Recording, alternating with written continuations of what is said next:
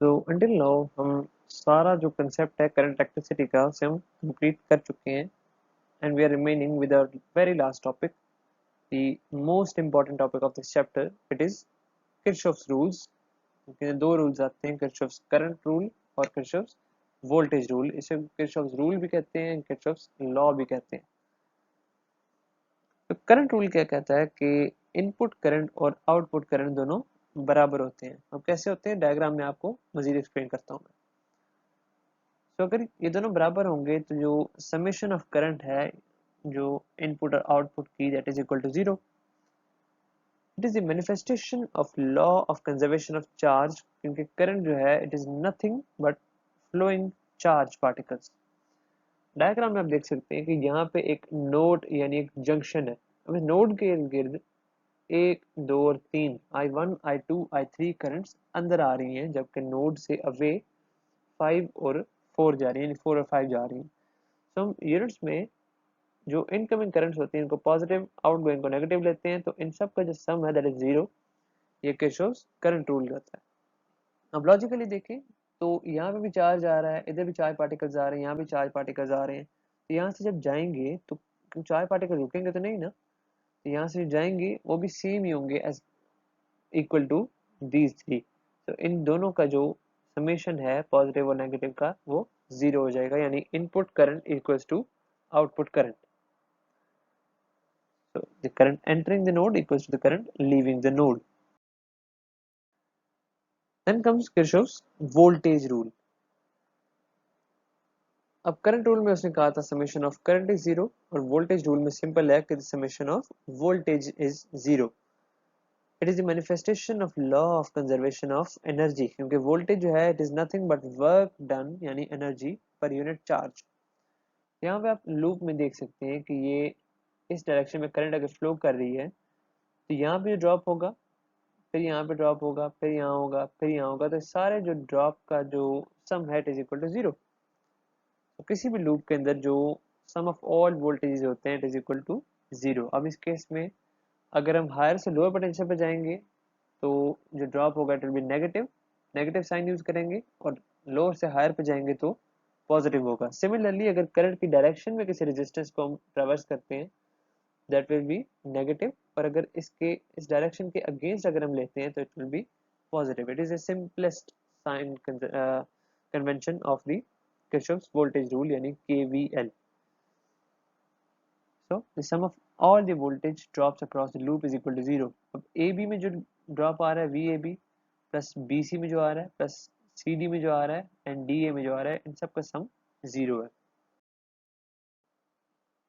Then what is Wheatstone bridge? अब Wheatstone bridge जो है it is a practical device used to find an unknown resistance. अब इस case में जो RX है हमें नहीं पता है कौन सी रेजिस्टेंस है। There is the unknown resistance. R1 और R2 known है और RA जो है it is a variable resistance. Diagram में आपको दिखाता हूँ मजीद क्लियर हो जाएगा। तो इसकी प्रैक्टिकल फॉर्म को हम इसको मीटर ब्रिज कहते हैं। It is used to find unknown resistances. यहाँ पे आप डायग्राम में देख सकते हैं दिस इज EMF सोर्स। यहाँ में एक R1 R2 जो है इसे हम नोन वोल्टेज लेते हैं, RA जो है वेरिएबल है और RX अननोन है। दरमियान में हम लगाते हैं गैल्वेनोमीटर।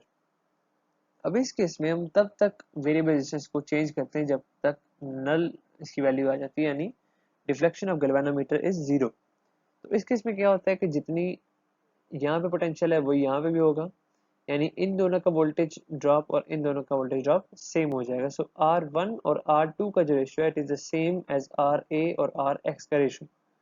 सो इस तरह हमें ये दोनों तो पता है, इसकी वैल्यू भी हमें पता होगी क्योंकि ये वेरिएबल है, इसको हमने खुद सेट किया है। तो RX ऑटोमेटिकली हमारे पास आ जाएगा, अननोन रेजिस्टेंस मिल जाएगी।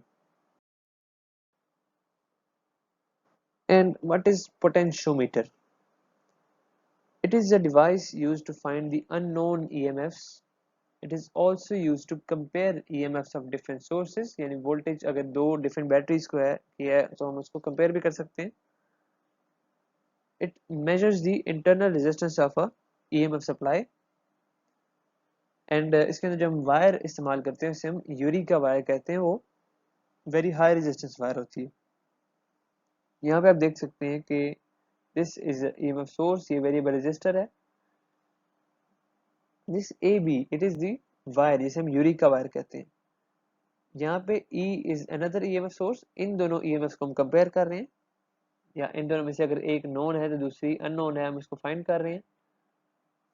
हमें इस बात का सिर्फ एक ख्याल रखना होता है कि जो हमारी नॉन वोल्टेज है, जिसे हम फॉर एग्जांपल एस नोन और ई अननोन है, तो non voltage should always be greater than the unknown voltage. तो यहाँ पे एक की के साथ हमारे पास एक और वायर होती है जिससे हम जंक्शन बनाते हैं इस वायर के ऊपर, and junction is known as J. इस जंक्शन को हम तब तक मूव करते हैं जब तक गैल्वेनोमीटर की रीडिंग जीरो ना हो जाए। जैसे इसकी रीडिंग जीरो होती है, इसका मतलब कि जो जंक्शन है it is on a null point यानी बैलेंस पॉइंट। तो उसके अंदर ये जो लेंथ होती है और जो रिमेनिंग लेंथ होती है ए जे और बी जे, इनका हम जो रेशियो लेते हैं it is always equal to the ratio of to EMFs. Then comparison किस चीज का, वोल्ट मीटर और पोटेंशियोमीटर का। तो वोल्ट मीटर जो है it always draws some current, जबकि पोटेंशियल मीटर में प्रैक्टिकली कोई करंट ड्रॉ नहीं होती। Then it measures the terminal potential difference, जबकि पोटेंशियल मीटर के अंदर हम एक्चुअल ईएमएफ मेजर करते हैं। वोल्ट मीटर क्योंकि इसमें से करंट पास कर रही थी, इसलिए जो ईएमएफ है थोड़ी सी कम हो जाती है, और जो रिमेनिंग रह जाता है it is terminal potential difference. Volt meter के अंदर हम आइडियली इन्फिनिट रेजिस्टेंस रखते हैं, क्योंकि हमें नहीं चाहिए कि कोई करंट पास हो, लेकिन फिर भी पास होती है, तो इसलिए रियल कंडीशंस में करंट पास हो जाती है। पोटेंशियोमीटर में ऐसी कोई कंडीशन नहीं है कि हमें इन्फिनिट ही रेजिस्टेंस चाहिए। देन वोल्ट मीटर के अंदर हम हाफ या फुल डिफ्लेक्शन मेथड यूज करते हैं, जबकि पोटेंशियोमीटर के अंदर हम जीरो डिफ्लेक्शन मेथड यूज करते हैं, यानी हम तब तक बैलेंस करते हैं जब तक जो गैल्वेनोमीटर है उसकी रिफ्लेक्शन जीरो ना हो जाए। So these are some practical devices, and with this potentiometer हमारा करंट इलेक्ट्रिसिटी का टॉपिक एमडी कैट के लिहाज से कंप्लीट हो चुका है। Thank you.